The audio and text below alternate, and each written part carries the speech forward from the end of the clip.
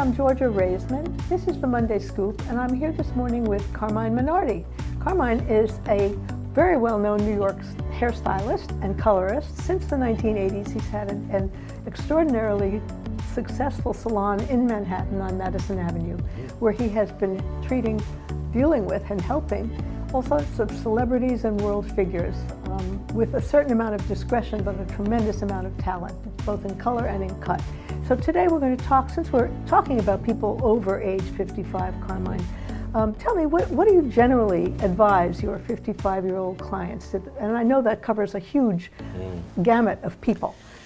So, well, what's great now is that 55-year-old people don't appear 55 in the way we used to think of them. You know, they take better care of themselves, both physically, you know, they're at the gym more often, they take better care of their skin, and of course they take great care of their hair. Being a New York City hairdresser, I get to observe cosmopolitan women, and it's not to say that all women are not the same. I mean, they look toward what New Yorkers do a lot of times. So there's this thing now where people in this age category, they don't want to feel or look older. They don't want to categorize themselves that way. And so to that end, you're seeing that they're doing more sophisticated means of hair coloring, where they're not making the hair all black like in the old days. It was just, you know, dye it black. Now they're doing it lighter, or they're doing a lot of highlights and low lights in the hair, so the hair looks more dimensional. Haircuts, you know, people used to think that the older you get, the shorter you should cut your hair. Is that right? It's such a fallacy, you know. It's almost, I've always said it's almost like, you know, saying to a woman that, you know, when you think about it, when a person's very young, they can wear a little bikini, you know, when they're 20 years old. When a woman's 60 years old, she may not want to wear a bikini. She might have a great body, but the one-piece suit will look even better. And it's the same thing with hair. Why would you cut it all off? I mean, you can keep it long, or longish, so that you can, instead of highlighting things that you may not want to see, you can, for lack of a better word, disguise or hide certain things. how would that work? What exactly do you mean? Well, what I mean is that you know, as we age, both men and women, you know, we get more facial hair around the sides of our face, or in the nape and that sort of thing. Or if we have gray hair that's going to come in, you'll notice it more if you have very short hair versus if you have longer hair. But also you have more versatility with longer hair. The ability to put the hair up, to do twists, to do updos, to wear it down, to wear it curly, to wear it straight. So the idea of making a woman or a man feel flexible in their appearance, that they don't have to look the same way all the time.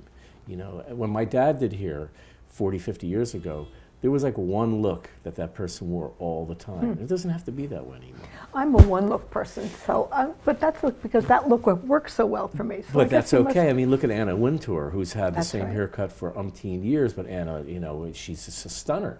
I mean, when you see Anna, I mean, that woman looks younger than most 30-year-olds, you know. Yeah. She's got the look. So there are people who have signature hairstyles because it works right with the fiber of hair they have and their maintenance schedule, what they can do to maintain it, because that's important. Right. So do you find that many of your clients come in and have this feeling that they're looking, that a certain style would be too young for them, and you're telling them just how it's not how old you are, but how you think about yourself? Well, you know, how you that present hits yourself? it right on the head, because I can fix or change or make your hair make you appear young. But I can't fix what's in the mind. You know, in the mind, it's how you have to feel, how you have to carry yourself. Because it's not just the hair. You know, it's, are you physically fit? Do you work out? Do you eat well? Are you thinking positive thoughts? Are you living a balanced life where you know, all those things carry in. And to think that a haircut or a hairstyle will be the one thing that will make that person okay it's a misconception. So it's part and parcel to everything else that has to fit together. So you're a psychologist as well, right? Because you you're have to looking be. at the person. Yeah, I guess. It's You have to obvious. be. I mean, I take pride in that because you know, the idea is that I think we have to listen as hairdressers. We have to listen more than speak. We have to hear what the client needs or what they're unhappy with. And most times it's not just the hair, but that's okay. What the hair can do is I can give them a head start, because when they look in the mirror and they feel prettier and they feel younger and they feel vibrant, that kind of gives them the push to say, oh, maybe I could work out a little bit more, or I could go to a certain concert, and not think of themselves as old. I think that's the cancer of it all, is thinking you're old. When you think you're old, you're old. You know, but when you think, I have a woman that comes in, she's about 85 years old. She wears 3-inch heels with her seam stockings and her Christian Dior suit, her black sunglasses because she's blind in one eye. She's 100 pounds. And when she walks in the room, she stuns at 85 years old. And she wants big red hair, you know, and she wants to look hip and modern. And she knows everything that's going on in the pop society, in the pop world. So, and she can do that without appearing either silly or a figure of ridicule. I mean, she's carrying it off. She carries it off because she understands that it's not just the hair. She has to do all the, it's everything. It's the clothes, the makeup, the skin, you know, and she goes to the mindset. And the mindset, you know. She's also the kind of person who doesn't rely on waiting to get sick to be cured. She does preventative things. She eats correctly, and she monitors her weight and what she eats and exercises. She still exercises, you know, kind of like a Ruth Bader Ginsburg, where she takes good care of herself. And I love seeing that. You know, as a male hairdresser, when I see women of that age engaging in youth-oriented behavior, these people never get old. They just never get old. I have one woman actually that comes into my building who literally is 100 years old that walks each day about a mile to come to the salon. She goes to the salon underneath mine, has her hair done, and then walks back every day. And she has one of those, you know, walkers. But she's 100. She used to be a dancer on Broadway, and she said that I have to do it every day. I have to walk that much to stay young. And she wears this hot little haircut. You know, it's a great haircut. So do men have the same? I know that I see men in your salon as well as women. So do men have what sort of issues do men deal with that you help them with? Well, you know, men could look. The thing with men is, and it's really difficult for men, especially when they get into their 50s and 60s, because many of them have brilliant minds and they're competing with 25 and 30-year-old kids that want their jobs, and so they still have to appear relevant. You know, they have to look as though they're not just mentally relevant, but fashionably relevant as well. And so for that reason, I see a lot of men who do things like low lighting in the hair if they have a lot of gray. What is a low light? Well, it's a means of not covering the gray, because he is gray, and if he's gray, that's fine, but let's put some deeper pieces of dark brown mixed in with the gray. We'll paint them in. And what that does is it kind of reverses how much gray he has. So it makes him look like he was gray when he was 40 as opposed to when he's 60. So there's more contrast. There's dark mixed in with the light. So there's a lot of science to this coloring business, A lot of science to it. If it's done wrong, and we do see it a lot of time done wrong, where men will just plop on a lot of dark hair color, and then they end up looking artificial. You know, it looks fake. It looks bad. I mean, it looks when they color too dark, it's clearly obvious from across the room. People look at it and say, "This guy dyes his hair." You know, so that also with men's haircuts, I'm noticing that right now there's a big trend, especially with men in their 50s and 60s too, to do very clean cut cuts. You know, for a while there was these kind of shaggier looks, and where the hair was over the ears and little hair on the neck, and now they're getting back into, you know, a very kind of 60s look. And you think that's a result of dealing with a lot younger men and a lot more aggressive? Yeah, they're younger kind men. of copying, or they're trying to emulate what they see in the office. And they see these kids wearing these super shaved sides and you know, these hot little parts, and then the long piece in the front. They may not go to that extreme, but they may want to get a taste of that, so that they feel as though they're kind of in the mix. So it's interesting how you have to stay on top of the psychology of the people of the clients. Oh yeah, I mean, the thing is, you know, as I say, what I do for a living is not really cut hair. It's really more about trying to design for them the perfect look that's going to work for them, or the perfect persona that they want to project. You do a lot of, you mentioned this, of color correction, because I remember that's when I first came to you, when I was years and years, decades ago. And it was because I had gone to one of the fashionable salons where I overheard one technician saying to another, "Oh, well, Fabio," or whatever his name was, thinks that everybody should be blonde. And I'm thinking to myself, I'm not a blonde. I'm never going to be a blonde. I don't want to be a blonde. I don't need Fabio. But my hair was getting lighter and lighter and lighter, and it was looking less and less like me. And one of my dear friends at the time said, "You know, you don't need that Fabio, you need Carmine." And I went to Carmine, and I have never left Carmine, because Carmine makes me look like my best me. Oh, thank and you. I think that's what I think people get away from. They start thinking they ought to be looking like everybody in the fashion magazines of that winter looks, or like everybody says that somebody should be going to that fashionable Right. salon. But Right. what you need is somebody who can help you find your best self and be that person that you most represents not only who you are, but who you think you would like to be at your best. Yeah. And that's what the best I think that that's hairstylist what's can do. happened. I think that's what's happened in my industry in the 40 years that I've been doing it. Is that when I first began, you know, there was the Dorothy Hamill haircut, and then there was the Farrah Fawcett haircut, and then there was, you know, so there was always a haircut that everybody had to have. And a color, probably. And that a color, everybody the had same to way. have. Everybody was a blonde, or everybody was a redhead.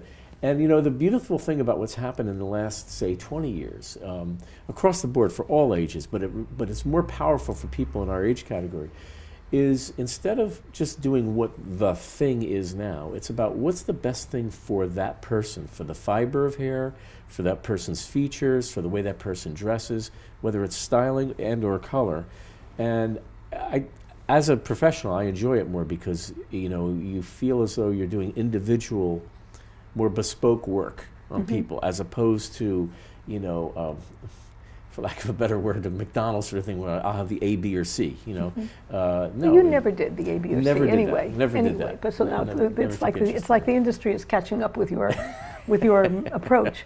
Well, you the other thing that you were touching on was but people as we get older deal with different kinds of hair issues. Yes. I mean, if it's fullness, if it's texture. What are the issues that Biggest women thing, and men ought biggest to look thing we're at, noticing think about? now is hair loss. You know, and there's a huge, the industry now, and even the manufacturers are recognizing the fact that as we approach the 50s, 60s, even 70s, there's issues with hair loss. A lot of it has to do with hormones for both men and women.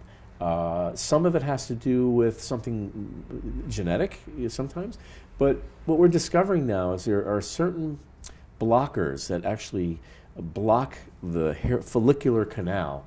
You know, the hair comes out of something called the hair follicle, and there's like a little canal where the hair comes out of. And as we get older, there's a certain hormone that our body produces which actually can block that canal. And so now the manufacturers are understanding that they can make products which could cleanse the canal, open it more so that the hair it doesn't stay dormant, that it does come out.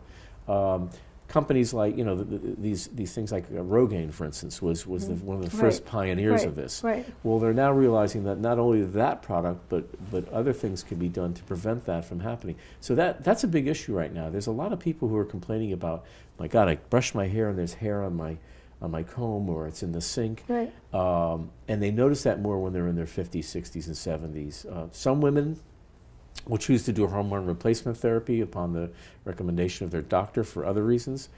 Some men, you're noticing that men are looking at their testosterone levels and sometimes boosting them to help with that area as well. But that has an effect on hair. it can, yeah. And so what I'm noticing is that that's becoming like, in my salon, I hear that issue 2 or 3 times a day, and I never used to hear it so much as I do now. Has the Rogaine type product made its way into a more general availability on hair Yeah, I products? think now it's even without prescription. I mean, you could buy it over the counter. But like I say, there's a lot more of these companies are trying to develop these more natural approaches, so to speak. Some of them are effective, some are not. You have to be very careful. I mean, I've been in this business a long enough time that there's a lot of, there's a lot of imposters out there. So you have to be really careful before you start selling something. And I've had only a couple of things that I've seen or witnessed that really do work. That you would use. Yeah, that we use. But I think that's one of the biggest issues. The graying of America is huge. I mean, as you can see, like at the runway shows, and what you can see at, say, the Oscars or the Grammys, is young people even, making their hair gray. Gray is becoming this revolution. Like, could I be gray? Should I be gray? And there are a lot of women who look great with gray hair, but as you and I... How is that decided? We've Well, had that discussion. we've had that discussion. I personally think that has a lot to do with the tone of the skin and the eye color. So a woman who has blue eyes, pinkish skin, typically those people with gray hair or white hair look fantastic. But when you take a person who has brown eyes or they have more olive type skin... So you could be gray, and I could not be gray. I could be gray. For you, it would be harder to be gray. I'd probably, if you said I had to be gray, I'd have to put some low lights in it to make it look mostly low lit with some gray, you know? But it's harder for a person like you. It's much easier for somebody with blue eyes and very pink skin. It's all about that. It's all Well, about ever since you said that, I've been looking at all the people who are successfully gray and the women who are successfully gray, and you're right, they're very pink and they're very blue-eyed and they've got gorgeous gray hair, Yeah. and they don't look like me. Yeah. There are not very many women who look like And there's me. now even this thing where women in their 60s are saying, I want to have what they call fashion color, which is like hot pink or lavender or yeah. purple. Yeah. I mean, here you'll see it. I don't know how much you'll see it outside of New York. I don't spend much time out of New York. But truth be known, it's not that unusual for women in their 50s or 60s to say, the hell with this covering the gray thing. I want to be purple or lavender. It's not for everybody. It's just an option that exists, and people are doing it. That would be quite a departure, I think. Well, tell me one more thing. If there are things that women should avoid or men should avoid doing, especially to their hair, before we wrap up? Okay, speaking for men, I find that most men cut their hair too short. Especially you get guys who are 6'2", 6'3". When you look in the mirror, I mean, you should see your hair as part of a balance in proportion to the rest of your body. If you are in fact going to cut your hair that short, I say shave it off, get rid of it. Really? Yeah. If For you're somebody that tall? Yeah. If you're really tall and or leave it a little bit longer, like something over the ears or back of the neck, because what you don't want to do is make it look out of balance with the rest of your body. And I see that sometimes guys will like shave the back of their head so high that it looks like they have a large neck and then they have a little bit of hair. And to me, it's out of balance. It's out of proportion. So proportionality, isn't it Yeah, interesting? proportionality on men is a big thing, and that's when cutting men's hair. That's the first thing I think about is that it should be proportional. It's not to say they can't wear short hair, but there's different lengths of short. For women, it's interesting. It's like that too. I think all too often women have this thing in their mind that, well, I'm older now, I have to cut my hair short. No, I don't think so. It doesn't mean that she should have Lady Godiva length hair. We've seen that here on the streets here, where a woman's walking down the street and then she turns around and she's like 90 years old with hair down her hair. Right. Doesn't look really right. But I think if the color is good, if the quality of the hair is good, if she has good skin, if she has shoulder length hair, she looks beautiful. I don't know what the taboo is about a woman looking sexy when she's 60 or 70 years old. Why can't a woman still look sexy? I wrestle with that. I have a problem with that. I don't want, for my taste, and maybe it sounds sexist, but to me, I don't think a woman has to give up her sexuality or her attractiveness on that way just because she's reached a certain age. Well, I like that statement. I don't it's know true. what woman wouldn't like that No, statement. it's true, though. It's really true. It's an excellent statement. So what would you say is the scoop? What's the takeaway for men and women over 55 when they're thinking about their hair? The sky's the limit. I think don't think that you can't wear something because of your age. I think that's knock that off. I don't factor in age at all when I think about a person's individual style. Individual style could be at any age. That's excellent. Thank you so much, Carmine. It's a I pleasure. really appreciate Thank you you for coming having through. me. It's great having you. It's my pleasure.